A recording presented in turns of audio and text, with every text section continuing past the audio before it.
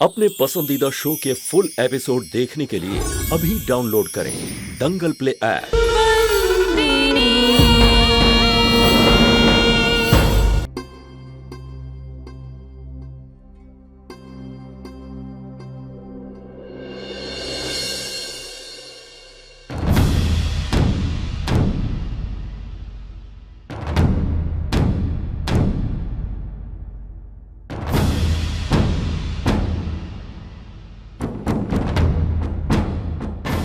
अब तुम यहां क्यों आई हो?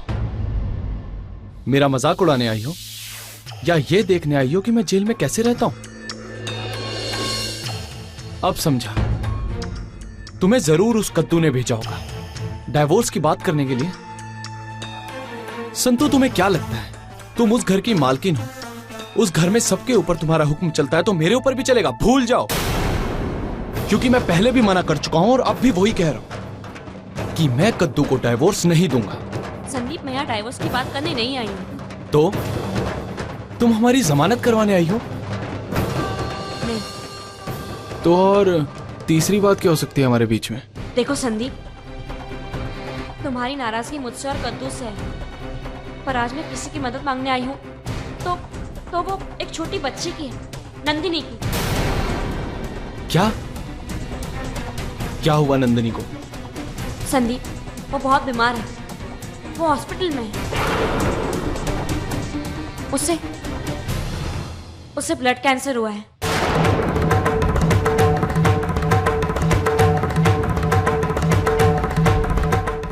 डॉक्टर्स का कहना है कि अगर जल्दी उसका ब्लड ट्रांसफ्यूजन नहीं किया गया तो उसकी जान खतरे में पड़ सकती है। हमने पूरे परिवार को और पूरे गांव का ब्लड टेस्ट करवा दिया है, पर उसकी ब्लड प्लेटलेट्स किसी से मैच नहीं हो रही है, सिवाय एक इंसान के, और वो सिर्फ तुम ही नंदिनी की जान बचा सकते हो। संदीप, कन्यादान और क्षमादान सबसे बड़ा दान रक्तदान होता है। तुम अपना खून देकर किसी को एक जीवन दे सकते हो और उसे अपने जीवन का हिस्सा बना सकते हो, और तुम ये सब नंदिनी के लिए ही करोगे ना? और नंदिनी तुम्हारे जीवन का हिस्सा ही है ना, वो तुम्हारी बेटी है। संदीप देखो, तुम्हारी जो भी नाराजगी है वो प्लीज नंदिनी पर मत उतारो। मैं तुम्हारे सामने हाथ जोड़ती हूँ, सिर्फ तुम ही हमारी मदद कर सकते हो। प्लीज संतू, तुम इस तरह हाथ मत जोड़ो, अच्छा नहीं लगता। अभी तुमने खुद ही कहा ना कि नंदिनी मेरी जिंदगी का हिस्सा है, मेरी बेटी है वो, और अगर उसके लिए कुछ भी करना पड़ा ना तो मैं करूंगा। अगर उसे मेरे शरीर का सारा खून चाहिए हुआ ना तो मैं वो भी दूंगा। लेकिन संतू, मैं यहां जेल में हूं और यहां तो ये सब कुछ कैसे पॉसिबल है? तुम उसकी चिंता मत करो, मैंने अपने वकील से बात कर ली है। मेरे वकील ने कहा है कि अगर तुम रक्तदान करने के लिए तैयार हो तो तुम एक दिन की जमानत दिलवा सकते हैं हॉस्पिटल में आके रक्तदान करने की। ठीक है संतू, जैसा तुम कहती हो वैसा ही मैं करूंगा। संदीप, तुम नहीं जानते कि तुमने क्या किया है आज मेरे लिए। मेरी समझ में नहीं आ रहा कि मैं तुम्हारा धन्यवाद कैसे करूं।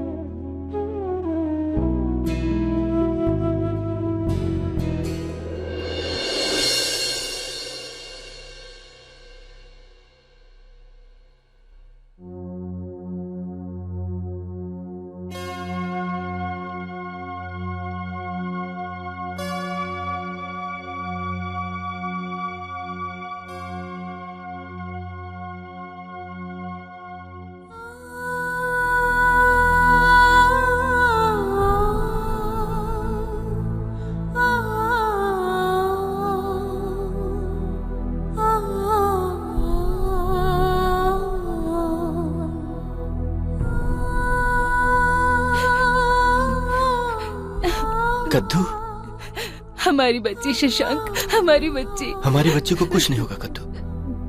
मुझे नहीं पता कैसे, पर उसे कुछ नहीं होगा। देखना, वो पहले जैसी हंसती खेलती नजर आएगी। तुम भगवान पर विश्वास रखो, उसे कुछ नहीं होगा। पर क्या संदीप अपना खून देगा उसे? संदीप अपना खून देगा। हाँ कद्दू, मैंने संदीप से बात कर ली है। वो नंदिनी की मदद के लिए मान गया है। मैंने उसे नंदिनी के बारे में सब कुछ बता दिया। उसे यहाँ जमानत पे एक दिन लाया जाएगा। मैंने कहा था ना तुम्हें, हमारी बेटी को कुछ नहीं होगा, वो ठीक हो जाएगी। मैं अभी डॉक्टर से बात करके आता हूँ।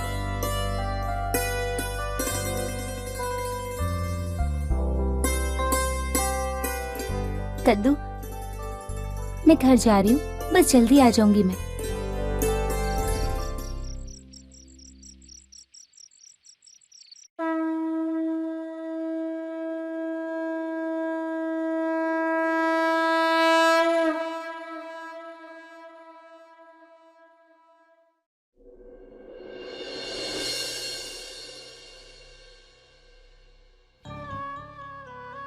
बाप, अब आप तक सोई नहीं?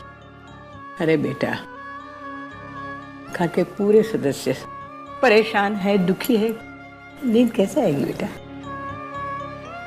पता है बेटा, जब हमारी मुसीबतों का अंत नहीं आता ना, तो हम भगवान को कोसते हैं। वो हमारा भगवान हमारी मुसीबतों में हमारे साथ ही होता है, सामने नहीं आता है, वो दिखाई नहीं देता। वो जानना चाहता है कि इंसान की श्रद्धा भगवान में से उठ तो नहीं जाती ना। वही परीक्षा लेता है, वही रास्ता दिखाता है। तूने आज बहुत बड़ा काम किया है। हॉस्पिटल में से हिते का फोन आया था कि तू संदीप के पास गई थी और संदीप खून देने में मान गया है। बेटा, जब जब इस घर पर मुसीबत आई है ना, तो इस घर को तूने ही संभाला है। तूने धर्मराज की धर्मपत्नी का धर्म निभाया है। धर्मराज इधर होता ना, तो वही करता जो तूने किया है। सुबह से तूने खाना भी नहीं खाया ना। चंपा को बोलती हूँ तेरे लिए कुछ भेजे। हाँ चल बेटा, संभालना। माँ, आपने कहा कि भगवान दिखते नहीं, पर वो हमारे साथ ही होते हैं। मेरे भगवान तो मुझे दिखते हैं, पर अब वो मेरे साथ नहीं है। बस कुछ ही दिनों का साथ है। कुछ दिनों बाद ये घर तो मुझ में रहेगा, पर मैं इस घर में नहीं रहूंगी। बस एक ही इच्छा है कि जाने से पहले मैं सबके चेहरों पे खुशी देखना चाहती हूँ। ऐसा होगा ना बा?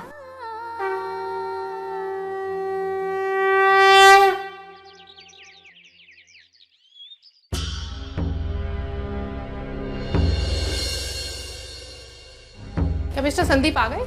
नहीं, अभी तक तो नहीं आया, बस पहुंचते ही होगा। ओके। शंक, सूरज को तब तक आ जाना चाहिए था।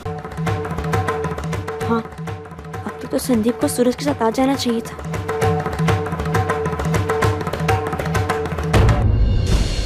सूरज आ गया। सूरज? सूरज, ये चोट कैसी? संदीप का? वो भाग गए। भाग गए? मैं उन्हें जेल से लेके आ रहा था, वो मुझे चकमा देके भागे। मैंने उन्हें रोकने की बहुत कोशिश की, मैं उनके पीछे भी गया, लेकिन उन्होंने मुझे धक्का मार दिया और उस वजह से ये चोट। क्या करेंगे? संतू ने अपनी जिम्मेदारी पे एक दिन के लिए संदीप की बेल करवाई थी। क्या करेंगे हम? वो भाग गया। मां नंदिनी की हालत इतनी खराब है, कुछ समझ नहीं आ रहा मुझे। हेलो, संदीप बोल रहा हूँ। संदीप, कहाँ हो तुम? तुमने कहा था कि तुम यहाँ आने वाले हो, फिर तुम? मैंने कहा और तुमने मान लिया। मेरी बातों पर यकीन कर लिया। मैं खून देने वहां आऊंगा। I am so sorry Santu, लेकिन मैं इतना भी बड़ा बेवकूफ नहीं हूँ जो एक दिन के लिए बाहर आऊं और दोबारा पलट के उस जेल में चला जाऊं। एक्चुअली कल जब तुमने मुझे एक दिन वाली जमानत के बारे में बताया ना, तो मैं सोच में पड़ गया। और तुम्हें पता है मैंने क्या सोचा? कि इससे अच्छा मौका तो हो ही नहीं सकता ना मेरा जेल से भागने का। इसीलिए मैंने झट से हाँ कह दी। संदीप, तुम अपनी बात से ऐसे कैसे मुकर गए? देखो, ये छोटी मोटी बात नहीं है संदीप, ये किसी के जीवन का सवाल है। अच्छा, और मेरे जीवन का क्या? अरे मेरे खुद का जीवन बचे तभी किसी और का जीवन बचाऊं ना मैं। संदीप, तुम? मैं ऐसा ही हूँ। और वैसे भी ना संतू, मेरे पास ये फालतू बातें करने का वक्त नहीं है, क्योंकि मैं बहुत जल्दी में हूँ। मैंने तो बस तुम्हें थैंक्स कहने के लिए फोन किया था कि तुम्हारी वजह से मैं जेल से बाहर निकला। Thanks a lot. चलो फिर मैं चलता हूँ। क्योंकि मुझे जाना है। तुम सबसे दूर, इस शहर से दूर। ओके संदीप तुम। Good bye. संदीप क्या कहा उसने? उसने कहा कि वो यहाँ नहीं आ रहा है, वो ये शहर छोड़ के जा रहा है। मैं देखता हूँ किसे चाहता है। Hello inspector.